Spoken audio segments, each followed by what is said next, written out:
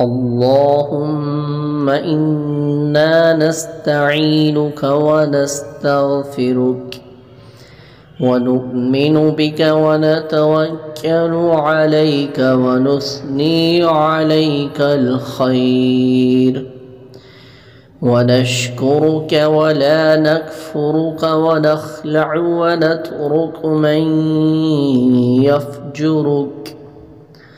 اللهم إياك نعبد ولك نصلي ونسجد وإليك نسعى ونحفد ونرجو رحمتك ونخشى عذابك إن عذابك بالكفار ملحق.